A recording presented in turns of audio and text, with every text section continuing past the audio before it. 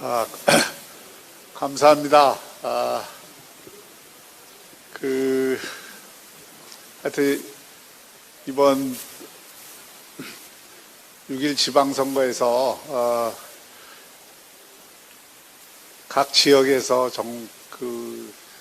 피눈물 나는 고생을 하신 여러 당선인 여러분들께 저도 진심으로 축하를 드립니다. 여기 와서 보니까 그 당시에 여기 모든 지역구에 제가 한 번씩은 갔었는데 그때 땀을 흘리면서 열심히 하시는 모습, 그리고 그야말로 여기 나오신 모든 분들 한 분 한 분의 얼굴에서 초심을 읽을 수가 있었습니다. 그 초심이라는 것은 뭐 다름 아니라 부산 발전을 위한, 또 내가 속해 있는 지역 발전을 위한 그런 공적 열의와 열정이었다고 생각을 합니다. 저를 비롯해서 여기 계신 모든 분들이 그 초심을 잃지 않고 앞으로 4년간 주어진 임기를 처음부터 끝까지 그런 공적 열정을 가지고 함께 뛰었으면 합니다. 그런 면에서 저와 여러분들은, 또 여러분들과 저는 분명히 한 팀입니다. 또 시민들께서 그렇게 한 팀을 만들어 주셨어요. 역대 처음으로 16개 구군 기관장들이 전부 국민의힘 당으로 뽑혔고, 또 시의회도 그렇게 구성을 해주셨습니다. 구의회, 군의회에서는 여러 어떤 구성이 다양화되어 있습니다만은, 어쨌든 이렇게 이 하나로 시민들께서 힘을 모아주신 이유는 조금 아까 여러분들이 말씀하셨지만 정말 잘해봐라, 한번 크게 힘을 실어줄 테니까 잘해봐라, 이런 위대한 시민들의 이 명령이라고 생각을 합니다. 사실 부산의 정치 지형은 제가 보기에도 언제든지 한 45대 55라 그럴까요? 언제든지 10%만 왔다 갔다 하면 바뀔 수 있는 정치 지형이기 때문에 저희가 조금만 잘못하면 사실은 그 10%가 거꾸로 갈 수 있고, 그렇게 되면 역전이 언제든지 가능한 정치 지형이라고 봅니다. 그런 면에서 이번에 저희가 수적으로는 압도적인 다수의 의석을 얻고, 또 장을 기관장이 되었지만 저희가 어떻게 하느냐에 따라서 민심은 크게 바뀔 수 있다는 것을 좀 전제로 하겠습니다. 제가 어제 밤에 이 엑스포 유치로 프랑스를 갔다가 밤에 도착을 했습니다. 지금 제가 시차가 적응될 쯤 해서 와서 지금 이제 한창 자고 있어야 될 시간이 되어서 약간 몽롱한 바가 있습니다. 그런데 참 이번에 다녀오면서 굉장히 큰 자신감을 얻었습니다. 사실 우리가 어떤 일을 할 때 자기 암시적인 예언이라는 게 있습니다. 이 자기 암시적 예언은 내가 이게 잘 될 것 같다 하면 사실은 결과도 상당히 잘 나올 가능성이 있고, 내가 뭔가 이거 안 될 것 같다 하는 느낌을 갖고 일을 하면 사실 그 결과도 안 좋을 가능성이 상당히 높습니다. 제가 테니스를 굉장히 좋아하는데, 테니스 시합을 하러 들어가서 내가 이 게임 이길 것 같다고 생각을 하면 뭔가 공도 잘 되고 결국 이기는 경우가 많습니다. 확률적으로 훨씬 높아집니다. 근데 내가 이 게임 뭔가 안 되겠다, 뭔가 안 좋은 예감이 들면 거의 안 됩니다. 제가 왜 이 말씀을 드리냐면, 부산에 대해서 그동안 두 가지 시각이 사실은 교차합니다. 하나는 부산이 뭔가 잘 안 될 것 같다는 그런 비관적인 인식, 이런 게 한편으로는 좀 팽배해 있었습니다. 특히 우리 부산 시민들 특성이 속에 이게 뭘 안 담고 그냥 탁탁 이렇게 내놓기 때문에 사실 실제로 생각하는 것보다 겉으로 나올 때는 훨씬 비판적인 목소리들이 많이 나오고, 그래서 긍정적이고 낙관적인 인식보다는 사실은 비관적인 인식이 우리 도시를 상당히 지배해왔던 것이 사실입니다. 그런데 그런 인식이 너무 팽배하다 보면 진짜 일이 안 됩니다. 그리고 그런 이야기들을 우리가 자꾸 하다 보면 뭔가 부산은 자꾸 노인과 바다밖에 없다, 뭐 청년들은 떠나간다, 이런 또 이 서울 하고 인천에 우리가 뭐 2등 도시가 3등 도시가 될 거다 이런 얘기 자꾸 하다 보면 정말 그렇게 됩니다. 그래서 제가 지난 선거 때도 각 구군 돌아다니면서 그 얘기를 굉장히 많이 했는데 정말 우리가 할 수 있다, 될 수 있다 뭐 이런 어떤 좀 자기 암시적 예언을 낙관적이고 긍정적으로 가져가는 게 일을 잘 되게 하는데 대단히 중요하다. 여러분들도 앞으로 일을 하실 때 할 수 있다, 더 잘할 수 있다, 된다 이런 신념을 갖고 일을 하는 거하고 이게 뭔가 안 될 것 같다는 그런 느낌을 갖고 일을 하는 거는 두 가지가 차이가 납니다. 우리가 목표에 대해서 실제로 그 목표를 나한테로 땡겨오는 힘이 우선 비관적인 인식이 팽배하면 약해지고 또 하나는 속도가 느려집니다. 뭐가 이게 잘 안 될 것 같다 그러면 자꾸 미루게 돼 있어요. 일을 자꾸 미루고 이게 또 다음에 또 보자 이런 식으로 하다 보면 이게 일이 굉장히 늦어질 수가 있습니다. 제가 이번에 2기 그 시정을 맡으면서 저는 이미 일을 하고 있지 않습니까? 여러분들 여기 뭐 준비하고 있는 분들도 많고 이미 하고 있는 분들도 있습니다만은 뭘 제일 하고 있느냐면 지금 행정의 속도를 제일 강조를 하고 있습니다. 이게 속도 싸움입니다. 어떤 면에서는 우리나라가 여기까지 지금 온 것도 그 엄혹한 상황을 다 뚫고 세계 10위권 경제대국이 되고 오늘날 민주주의도 이루고 뭐 하여튼 세계에서 남들이 보면은 대한민국이 지금 굉장히 커져 있습니다. 여기까지 오는 데에는 K 속도라는 게 굉장히 중요한 역할을 했습니다. 빨리빨리 쉽게 얘기하면 빨리빨리. 근데 그 빨리빨리가 나쁜 것도 있지만 사실 그것 때문에 여러 가지 불안하고 또 불확실한 면도 있고 또 여러 가지 안전 문제나 이런 데에서 취약점도 있었지만 그 빨리빨리라는 정신이 없었으면 대한민국이 여기까지 못 왔을 겁니다. 다 그거는 여러분들도 동의하시려고 보여요. 근데 지금 뭐가 문제냐? 대한민국 전체를 보면 민간의 혁신 역량과 결국은 공공의 혁신 역량이 서로 함께 잘 결합이 돼야 되는데 민간의 혁신 역량은 우리나라가 굉장히 높아져 있습니다. 그리고 그 민간의 혁신 역량이라고 하는 것은 결국은 새로운 기술, 새로운 그 기술을 적용한 새로운 비즈니스, 그리고 새로운 혁신. 고맙습니다. 이런 경쟁이기 때문에 결국 속도 경쟁이 될 수밖에 없고 그 속도 경쟁에서 우리 민간의 경쟁력은 지금 상당히 올라가 있고 민간의 속도는 굉장히 빨라져 있습니다, 사실. 근데 행정의 속도를 생각을 해보면 그 민간의 속도를 도저히 따라가지 못할 뿐 아니라 사실은 어떤 면에서 보면은 민간의 속도를 행정의 속도가 발목을 잡고 있는 경우가 비일비재합니다. 국가 관료 조직의 힘은 대단히 크고 한때는 이 관료 조직이 굉장히 효율적인 조직이었습니다. 민간보다도 효율적인 조직이었고 우리 중앙정부가 갖고 있는 또는 대통령실이 갖고 있는 지식과 정보가 다른 여타 조직이나 민간보다도 뛰어날 때가 있었습니다. 그럴 때는 정부가 주도로 이런 걸 쫙쫙 끌고 가는 70년대, 80년대에는 그런 게 가능했죠. 근데 지금은 정부가 갖고 있는 이 지식과 정보보다도 민간이 갖고 있는 지식과 정보의 양과 질이 더 우수해졌을 뿐 아니라 정부가 그런 거를 민간을 막 자기 마음대로 끌고 가려고 하더라도 끌려오지도 않을 뿐 아니라 자칫 잘못 끌면 엉뚱한 방향으로 끌고 갈 수가 있습니다. 이게 관료 조직이 힘이 계속 세다 보니까 우리나라가 중앙정부든 지방정부든 세지니까 이 중앙정부하고 지방정부가 그런 어떤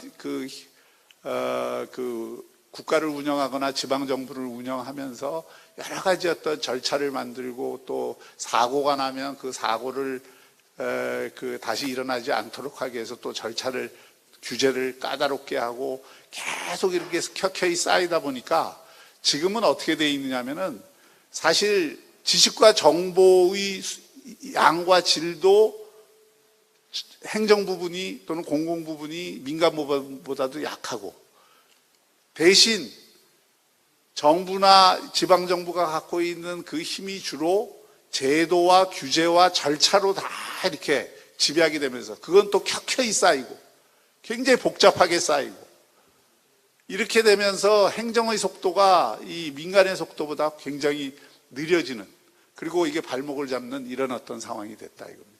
제가 작년 한 해 지금 부산은 날아야 되고 뛰어야 되는데 기거나 걸을 수가 없는 상황인데도 불구하고 행정의 속도를 제가 쭉 이게 보니까 여전히 걷고 있고 또는 뛰거나 나는 쪽을 오히려 발목을 잡는 경우들이 너무 많더라고요. 이걸 극복하자 하는 게 제가 행정의 속도를 확 올리자 하는 이야기입니다. 이 행정의 속도를 올리기 위해서는 중앙정부와 이 광역단체와 기초단체가 유기적으로 협력을 해야 됩니다. 대개 우리가 중앙정부가 갖고 있는 규제와 절차와 협의 이런 여러 가지 어떤 것으로 행정의 속도를 느리게 하는 요소들이 많습니다. 우리 광역단체가 또 광역지방정부가 또 그렇게 하는 것들이 많아요. 또 기초단체 정부에서도 또 그렇게 하는 일들이 많아요. 이거를 사실은 이번 새 정부에서 한번 크게 전체적으로 바꿔갖고 이게 규제 혁신을 해보자 하는 게 지금 윤석열 정부의 방침이기도 하고 저도 그런 입장을 강하게 지금 정부에 요청을 하고 있습니다. 이번에 제가 좀 운이 좋았던 게 국무총리랑 4박 5일을 쭉 시간을 같이 할 수가 있었습니다. 4박 5일 동안 많은 토론을 했는데 물론 엑스포 유치를 어떻게 할 거냐, 어떤 전략으로 가져갈 거냐 이런 것을 토론도 많이 했습니다만은 아무래도 이제 많은 시간을 같이 하다 보니까 이 국정 전반에 관련해서 또 지금 지방 정부가 갖고 있는 고민에 대해서 이런 이야기들을 이제 많이 하게 되는데 그때 전적으로 의견을 일치시킨 게 이 부분입니다. 대한민국이 지금 경쟁하는 싱가포르나 이스라엘, 우리의 경쟁 상대는 물론 우리나라가 큰 나라이긴 하지만 적어도 혁신이라고 하는 측면에서 보면 우리나라의 경쟁 상대는 싱가포르나 이스라엘이나 또는 독일이나 이런 나라들인데 또는 미국이나 이런 나라들이 앞으로 돼야 되는데 그런 나라들하고 우리를 비교해 보면은 정말 우리가 오히려 속도가 지금 상당히 느리고 그런 중앙정부 또 광역, 지방정부, 기초정부에 연결되어 있는 덩어리 규제들 여기서 찌르고 저기서 찌르고 막 해갖고 생긴 덩어리 규제들이 너무 많다. 이거를 함께 힘을 합쳐갖고 덩어리 규제도 좀 제거하고 그 다음에 절차와 기간 이런 것도 가능한 한 좀 신속하게 하고 제가 이리 와서 보니까 우리 김영찬 청장은 저하고 같이 일을 해봐서 그런 아시겠지만 사실 우리 부산시가 갖고 있는 여러 가지 절차들 가운데도 기간이 쓸데없이 긴 것들이 굉장히 많아요. 그리고 여러 위원회를 괜히 이것 두고 저것 두고 해갖고 여기서 심의 끝나야 그 다음 위원회가 심의 끝나고 막 이런 것들이 굉장히 많습니다. 이거 과감하게 통폐합하고 시간 줄여주고 12개월 용역할 거 6개월에 용역할 수 있는 거 6개월에 용역하고 또 이 절차를 좀 땡겨서 받을 수 있는 것들은 빨리빨리 좀 해서 지금 일을 하려고 하는 민간에서는 막 목이 타고 여러 가지가 어떤 힘든데 관에서는 그걸 꽉 붙잡고 계속 시간을 끌거나 또는 속도를 같이 못 내주니까 결국 그게 뭐가 되느냐 녹은 아이스크림이 되는 거예요. 녹은 아이스크림. 아이스크림 먹어야 될 때 먹어야 되는데 그 시간에 먹지 못하고 녹은 아이스크림이 된다. 그래서 제가 오늘 사실은 여기 첫 번째로 강조하고 드리고 싶은 것은 우리가 다 힘을 좀 합쳐갖고 부산이 이런 행정의 속도를 가장 높일 수 있는 지역이고 부산이 그런 행정의 속도를 높임으로써 혁신 역량을 극대화할 수 있는 도시이고 그것을 통해서 부산이 먼저 미래로 나갈 수 있는 도시임을 여러분들과 제가 힘을 합쳐갖고 함께 해봤으면 하는 게 제 간곡한 소망입니다.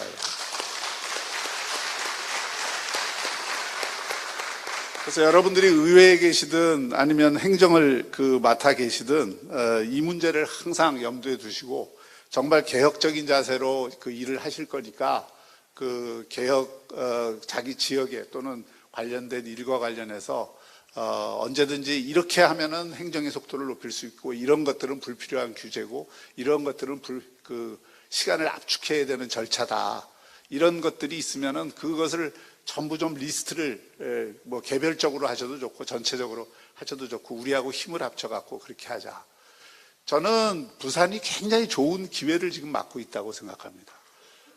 부산을 가장 잘 이해하는 정부, 또 지역 그 균형 발전 또는 국가 균형 발전을 역대 정부 가운데 제일 잘 이해하는 정부를 저는 맞았다고 생각합니다. 이건 빈말이 아닙니다. 제가 국무총리하고도 얘기하면서 느꼈고, 지금 대통령하고도 얘기하면서 느꼈고, 지금 정부의 주요 구성원들, 장관들을 비롯해서 제가 당선된 다음에 제가 한 달 동안 한 일이 주로 서울 쫓아다니면서 그분들 만나서 우리 부산 현안도 챙기고 인식도 같이 하고 이런 일에 집중을 많이 했는데, 당선 인사도 저는 사실 제대로 지금 못했습니다. 여러분들 만나서 지금 당선 인사 고맙다는 인사 드리는 것부터 시작해서 저도 차츰 하긴 할 텐데, 그런 게 중요한 게 아니라 정말 이게 정부 초기에 이 국정 방향을 부산의 지금 요구와 부산의 방향에 딱 맞게 서로 결합을 하는 게 제일 중요한 일이기 때문에 그걸 하는데 제가 한 달 내내 썼다고 해도 과언이 아닙니다. 굉장히 큰 희망을 받습니다. 그 과정에서 인식이 참 비슷하고, 또 무엇을 혁신해야 되는가에 대한 그런 방향에 있어서도 굉장히 일치됐다 하는 것을 느꼈습니다. 여러분, 지금 세계에서 제일 잘 나가고 있는 나라들이 어떤 나라들이냐? 잘 나간다는 의미는 여러 가지가 있겠죠. 경제도 잘 나가고 삶의 질도 좋아지고 이런 게 이제 다 그야말로 경제의 선진화와 삶의 질의 선진화, 그리고 하나 더 붙이자면 이제 국가의 총체적인 외교 안보 역량까지 이런 게 다 이제 결합이 되면 그게 강국이 되는 건데, 뭐 외교 안보는 제껴놓더라도 이런 경제의 선진화와 삶의 질의 선진화라고 하는 측면에서 제일 잘 나가는 나라들은 여러분들이 모든 그 지표조사에서 뭐 공통으로 가리키는 바가 있습니다. 대개 보면 북구의 여러 나라들, 작은 강소국들이 있고요. 그리고 그들이 이제 대개 삶의 질 조사하면 제일 앞에 나오죠. 경제적으로는 그들이 이제 뭐 꼭 최강이라고는 할 수는 없지만 하여튼 나름대로의 특성을 갖고 다 강국이 돼 있습니다. 그런데 우리나라가 우리나라가 지금 규모로는 세계 10대 강국인데, 우리나라 입장에서 보면 우리나라가 경쟁하고 있는 나라 또는 우리나라 수준에 있는 나라가 어떤 나라들이냐면 스페인, 이탈리아, 그리고 프랑스, 그리고 그 조금 위에 일본, 독일, 네덜란드, 영국 이런 나라들이 있습니다. 근데 딱 비교를 해보면 이 나라들도 계속 그렇게 된 게 아니라 부침을 겪습니다. 나라마다 부침을 겪는데, 그 중에 그래도 더 잘 나가는 나라, 제가 지금 말씀드린 중에 더 잘 나가는 나라가 네덜란드, 영국, 독일, 미국은 말할 것도 없고 이런 나라들이 더 잘 나가는 나라들이고, 상대적으로 지난 한 20, 30년 동안 정체 내지는 완만한 성장밖에 못하는 나라가 일본, 독일, 일본, 프랑스 이런 나라고, 오히려 지금 굉장히 정체 내지는 후퇴의 조짐을 보이는 나라들이 이탈리아, 스페인, 그리스 이런 나라들입니다. 뭐가 차이일까 이게? 그리고 우리는 어느 그룹에, 어느 군에 속할까? 이런 걸 한번 생각을 해볼 필요가 있습니다. 저는 제가 대통령께도 이 말씀을 드렸어요. 프랑스가 2000년에 국민소득이 4만 5천 불이었고 그때 독일보다 훨씬 높았습니다. 독일이 한 2만 8천 불 됐어요. 근데 프랑스가 4만 5천 불이던 나라가 지금도 뭐 PPP 기준으로는 5만 불이 넘지만 하여튼 GDP 기준으로는 지금도 4만 5천 불로 왔다 갔다 합니다. 20여 년 동안 국민소득의 진전이 별로 없어요. 독일이 그 당시 2만 8천 불이었는데 지금 6만 불 가까이 됩니다. 일본은 어떠냐? 일본은 90년대 초에 이미 4만 3천 불, 4천 불 하던 나라입니다. 지금 어떠냐? 지금 그 수준 뭐 4만 5, 6천 불 넘지를 못합니다. 근데 PPP 기준으로 보면, 구매력 기준으로 보면 우리나라가 지금 일본을 앞섰습니다.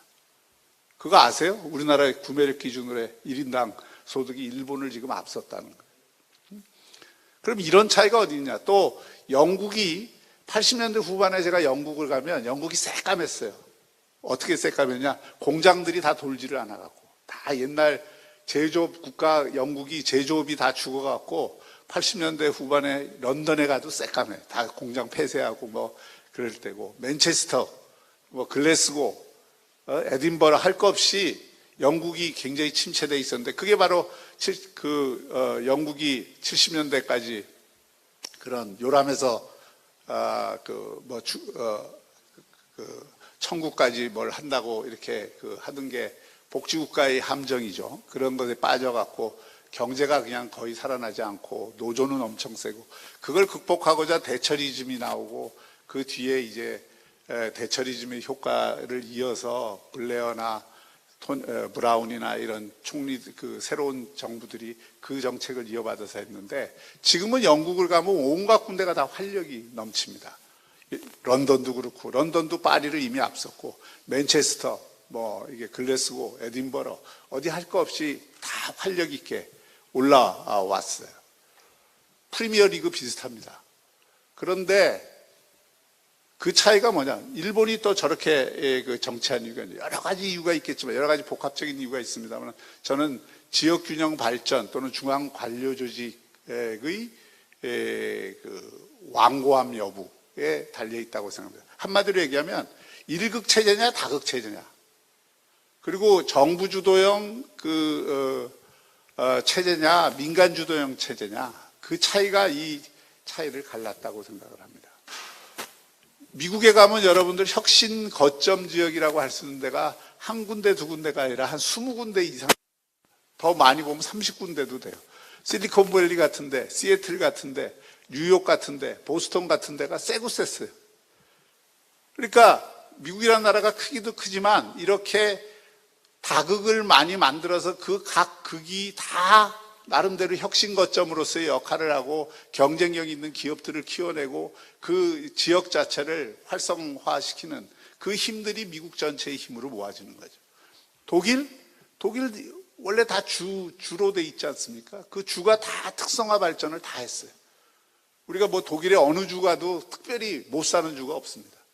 그리고 그 주가 못 사는데 다 똑같이 뭘 하는 게 아니라 다 달리해요. 다 특색이 있어. 자기 주마다 혁신 거점을 자기 나름대로 만들고 있어요. 근데 프랑스는 여전히 파리 중심이에요. 프랑스는 여전히 국가 중앙 관료 조직이 너무 셉니다. 일본 여전히 도쿄 중심이에요. 도쿄권이 일본 전체를 지배를 하고 있어요. 거기도 프랑스도 일본도 90년대 후반부터 그 문제를 인식하고 지역 균형 발전을 해야 된다고 프랑스는 개헌도 하고, 일본은 그걸 5개 권역으로 나눠서 지방 창생, 그걸 굉장히 열심히 했음에도 불구하고 세계에서 인구가 제일 많은 도시가 어딘지 아세요? 1번 뉴욕, 2번 뉴델리, 3번 도쿄. 도쿄가 제일 많습니다. 도쿄로 그리고 도쿄와 요코하마를 합치면 일본 경제 다 설명한다고 해도 과언이 아니에요. 그렇게 일극주의로 가니까 그 길을 우리가 지금 대한민국이 그대로 가고 있는 거예요. 수도권 일극주의로 가고 있는 거예요. 근데 제가 이걸 서울에 만나는 사람마다 얘기를 하는데, 그렇게 가면 결국 어떻게 되느냐, 축구에서 운동장을 넓게 써야 골을 많이 넣을 수 있듯이 골키터 하나만 믿고 경기하면 그 골키터만 잡아버리면 다른 손을 쓸 수가 없는 겁니다. 발을 쓸 수가 없는 겁니다.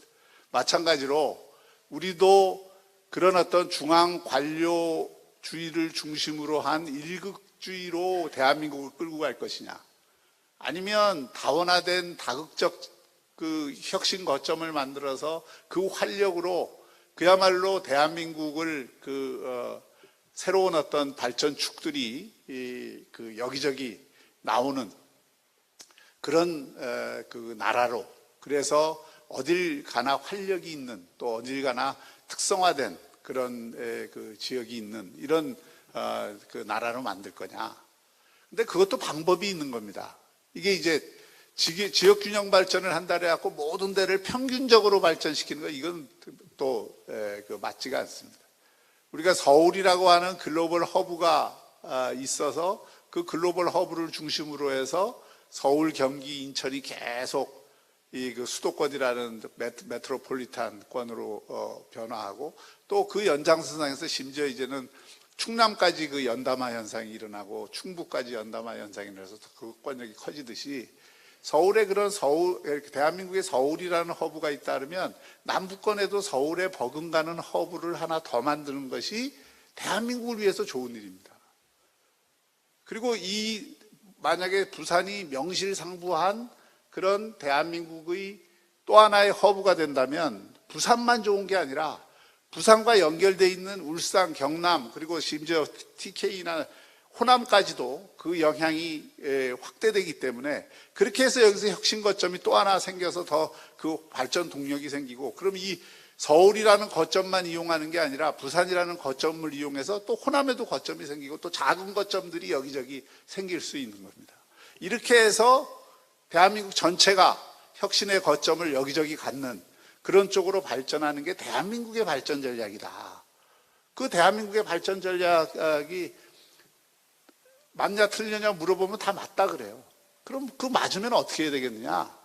이 부산이라는 데를 확실하게 허브 도시로 만들어줘야 된다. 그것도 국내용 허브 도시가 아니라 국제용 허브 도시로 만들어줘야 된다. 다시 말하면 글로벌 허브로 만들어줘야 되는 거예요. 그럼 글로벌 허브 도시가 되려면 뭘 해야 되겠습니까? 글로벌 허브 도시라고 하면 우리가 생각나는 데가 우리 서울도 있지만 도쿄도 있고 뉴욕도 있고 홍콩도 있고 싱가포르도 있고 런던도 있고 파리도 있고 두바이도 있고, 이게 다 글로벌 허브 도시예요. 상하이도 있고 칭다오도 있고, 이런 어떤 글로벌 그 허브 도시들이 되는 데에 공통점들이 있죠. 뭐가 공통점이냐? 첫째, 오고 가는 게 하여튼 그 자유로워야 되고, 또 어디서든지 접근 가능해야 되고, 그리고 무엇보다도 사람만 접근 가능한 게 아니라 물건이 접근 가능한 데가 돼야 됩니다. 그래서 물류라고 하는 게, 물류 거점을 갖고 있다는 게 허브 도시가 되는 데 있어서 얼마나 중요한 조건이고 유리한 조건인지 모릅니다. 우리 부산이 세계 2위의 한적항이잖아요. 세계 7위의 컨테이너 항만입니다. 이게 우리가 뭐 항만 개발 잘해갖고 그렇게 된 게 아닙니다. 제일 중요한 건 위치가 좋은 거예요. 위치. 예? 제가 이번에 그 PT 하면서 부산 자랑하면서 제가 미팅 포인트 between 유라시안 컨티넨트 앤 퍼시픽 오션이라는 말을 썼는데, 유라시아 대륙과 이 태평양이 만나는 바로 그 접점에 있고, 여기를 거쳐서 환적하는 게 다른 상하이나 인천이나 이런 데 통해서 환적하는 것보다도 물류 비용이 훨씬 적게 드는 거예요. 자본은 물류 비용이 적게 드는데 가게 돼 있죠. 일본의 어떤 항구보다도 부산의 항만이 그래서 경쟁력이 있는 겁니다. 위치가 좋은 거예요. 그래서 여기 세계 제2위의 환적항이 생긴 겁니다. 천혜의 조건이죠. 그걸 잘 살려야지. 근데 물류가 지금 이 물류만, 배물류만 갖고 되냐? 해양 물류만 갖고 되냐? 그것만 갖고는 안 돼요. 이미 이번에 팬데믹 겪으면서 다 느끼셨지만 전 세계가 택배 시장화됐고, 전 세계에서 어떤 서플라이 체인을 제대로 하려면 빨리빨리 이 물건을 배달해주는 또는 공급해주는 체계가 돼야 되는데, 그걸 하려면 항공물류가 불가피한 겁니다. 그런데 대한민국 항공물류의 98%를 인천항이 갖고 있어요. 인천공항이. 그래서 제가 서울에 있는 장관들 보고 또는 사람들 보고 그럽니다.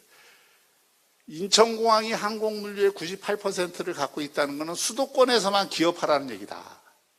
수도권에서만 산업하라는 얘기고, 수도권에서만 물류하라는 얘기다.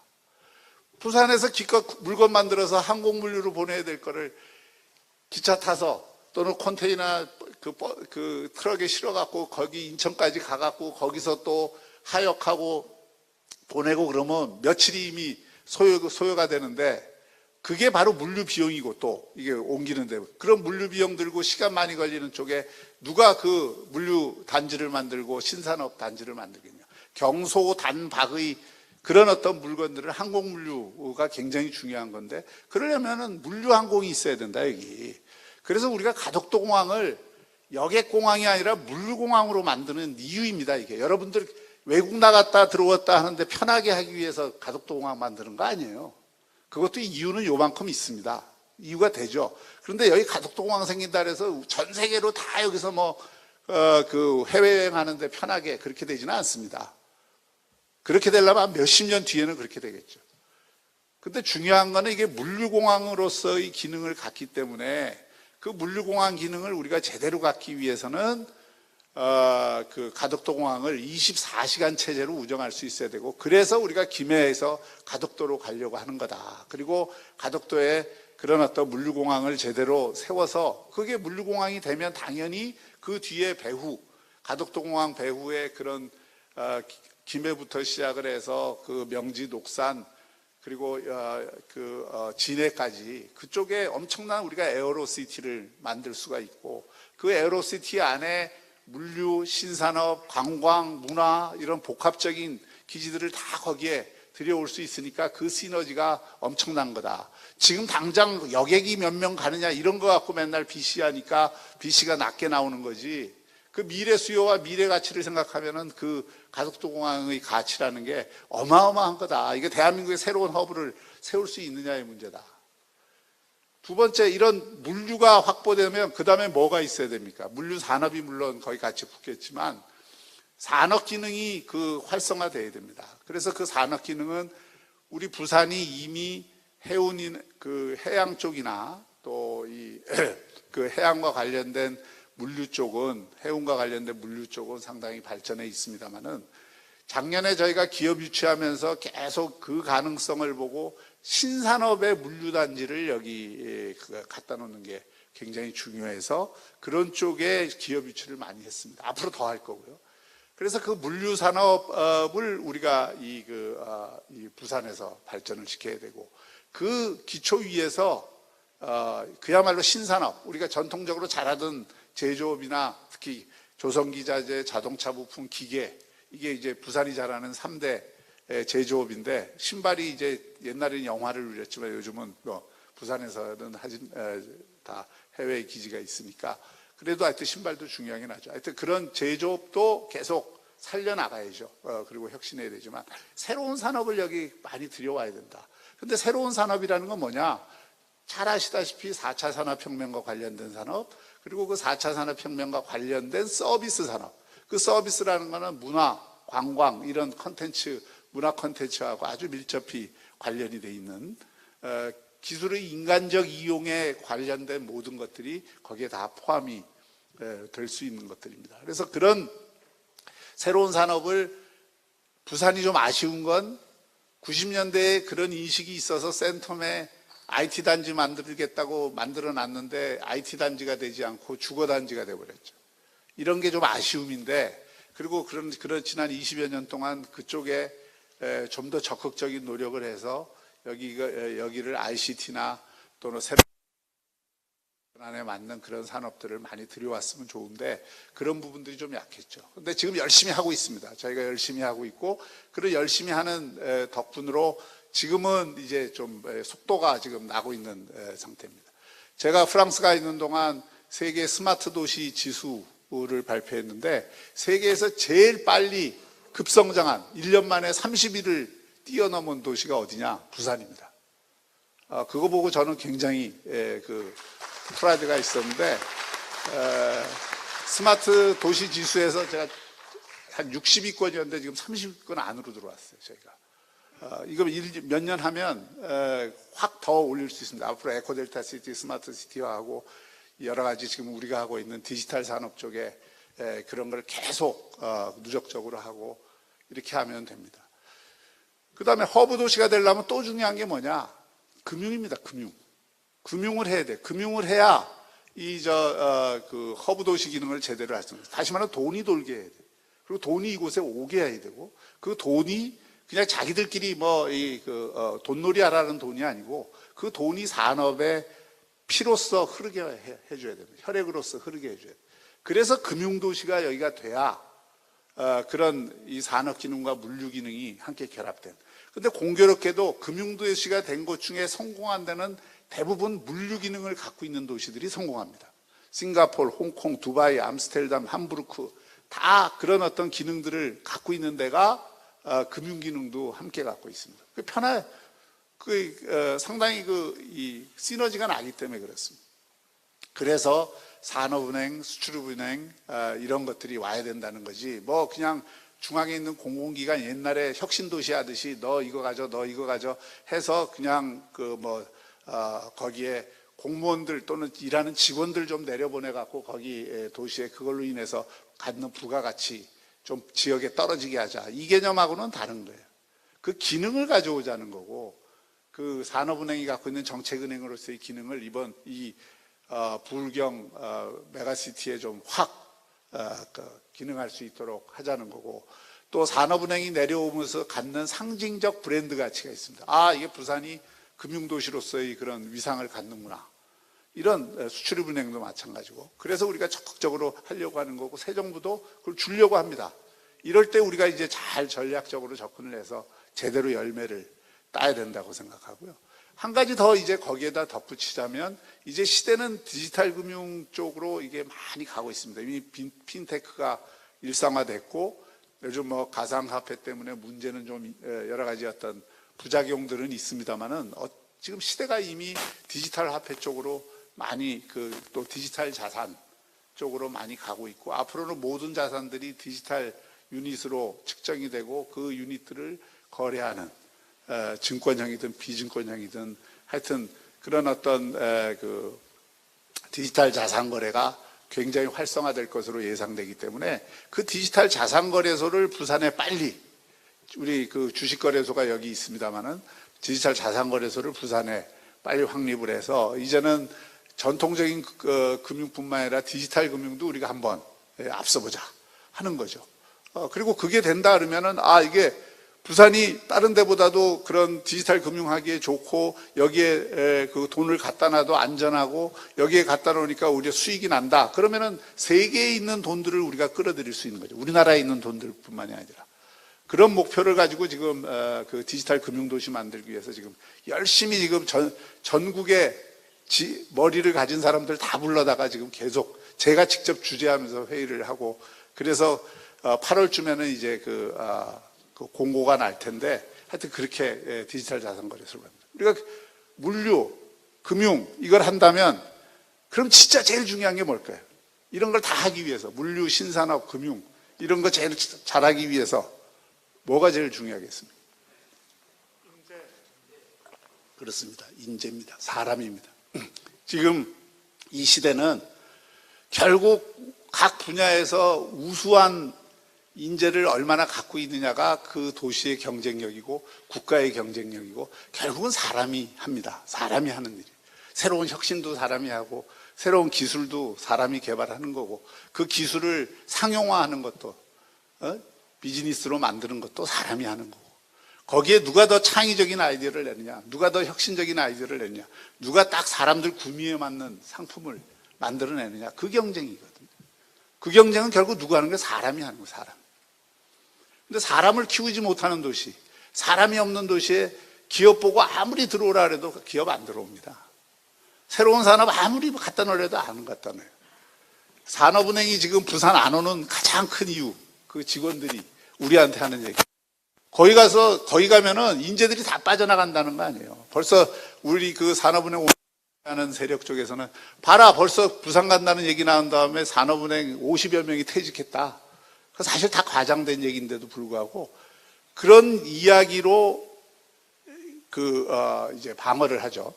근데 실제로 사람이라고 하는 측면에서 보면은 이 수도권과 이 지역의 차이는 너무 진짜 천양지차라고 해도 과언이 아닙니다.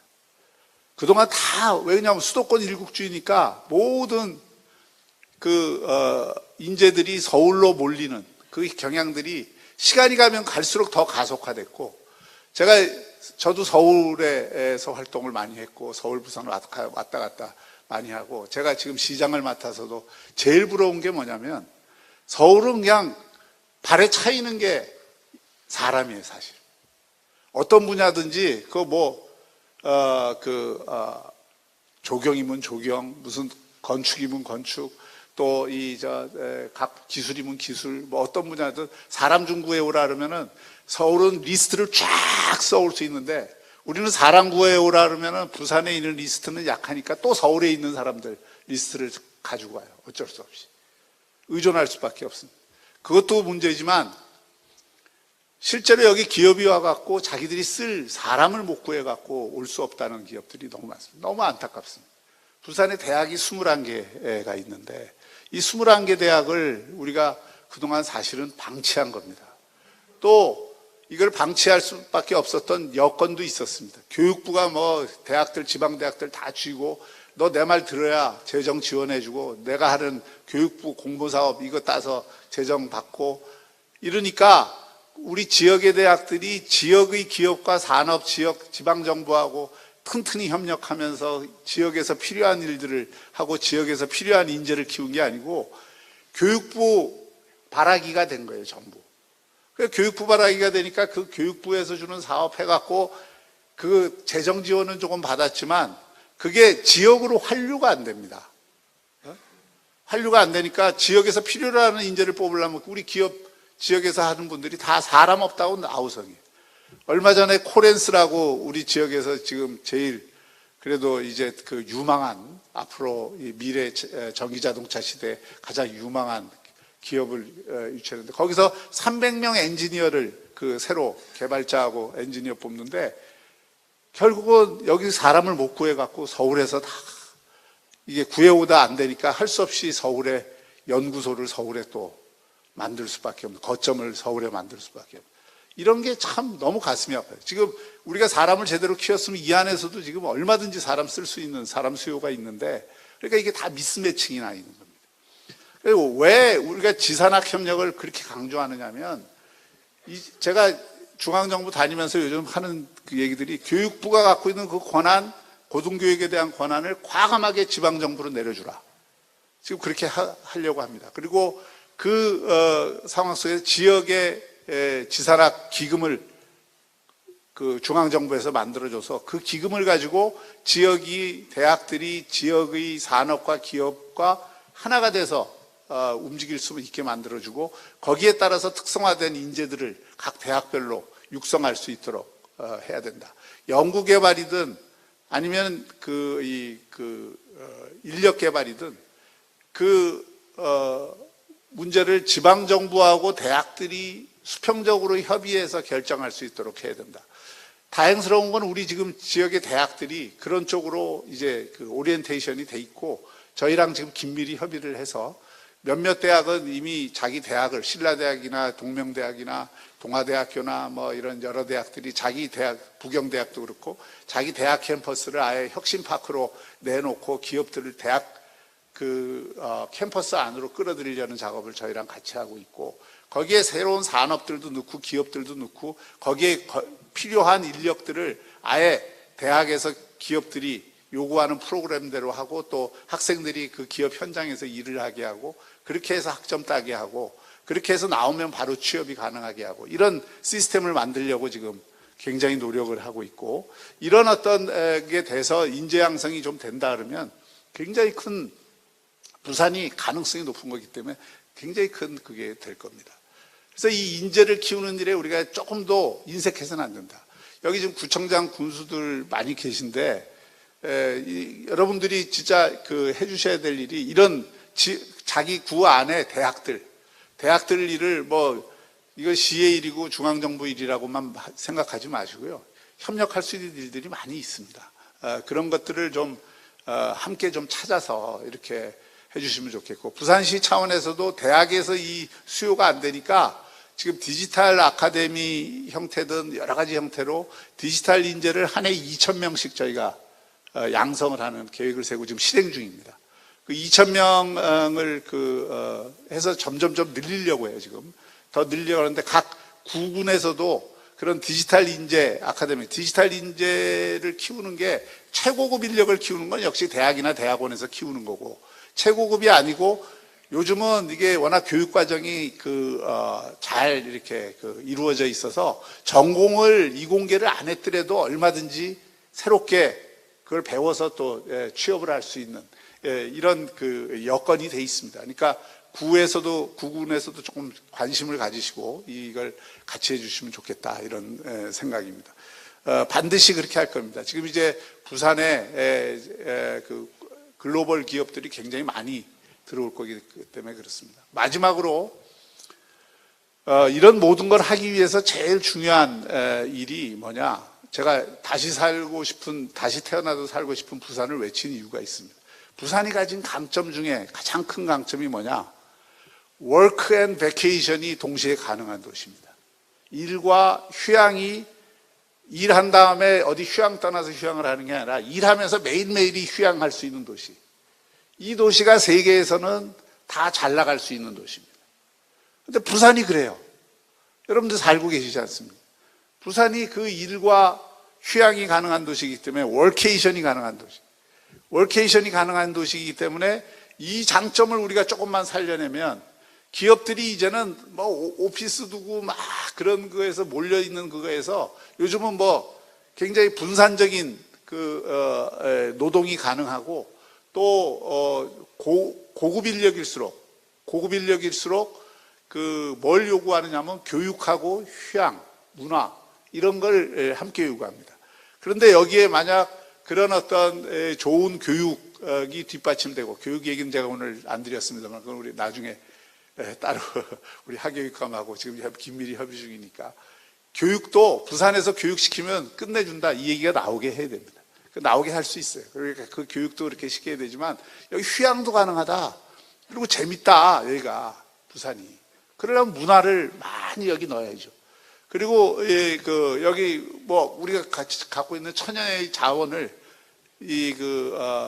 자연 자원을 잘 활용을 해서 부산에 사는 게 즐겁고, 그리고 이게 쾌적하고, 또 언제든지 이게 대도시에 살면서 이런 휴양지 같은 기분을 낼 수 있는 데가 부산밖에 없어. 이런 얘기가 나오도록 해야 됩니다. 우리 강이 있고 산이 있고 바다가 다 이렇게 연결이 돼 있기 때문에 얼마든지 가능하고, 그것 때문에 15분 도시를 제가 그렇게 강조를 하는 거고, 15분 도시가 단순히 뭐 생활 편의를 갖추자 이런 게 아니라 도시의 철학이 사실은 들어가 있는 겁니다. 우리가 정말 살고 싶은 도시 만드는 거, 그 다음에 그 일과 휴양이 가능하고 애들 정말 여기서 제대로 키울 수 있는 그런 도시 만들겠다라고 하는 그런 구상과 철학이 있는 거니까, 이게 같이 여러분들이 힘을 모아서 해주시면, 저는 이렇게 생각합니다. 2030 엑스포가 왜 중요하냐? 이런 모든 제가 지금 말씀드린 글로벌 허브 도시로서의 부산을 한번 확실하게 세계에 알리고, 또 그것을 통해서 한번 2030년을 명실상부한 글로벌 허브 도시, 그리고 아시아에서 가장 살기 좋은 도시로 부산이 꼽힐 수 있는 그런 계기로 한번 만들어 보자는 거죠. 네, 고맙습니다. 저는 가능하다고 생각합니다. 할 수 있다고 생각하고, 잠재력이 충분하고, 얼마나 우리가 이제 노력하느냐에 달려 있습니다. 오늘 아침에 BTS 방시혁 회장하고 제가 MOU를 맺었습니다. 적극적으로 2030 엑스포를 도와주기로 했고, 또 심지어 부산에서 지난번 LA에서 있었던 세계를 깜짝 놀라게 했던 그런 공연을 부산에서 한번 더 하기로 했습니다. 그래서 제가 이번에 프랑스 가보니까 다른 거 얘기할 거 아무것도 없더라고요. BTS만 얘기하면 다 깜빡깜빡 넘어가요.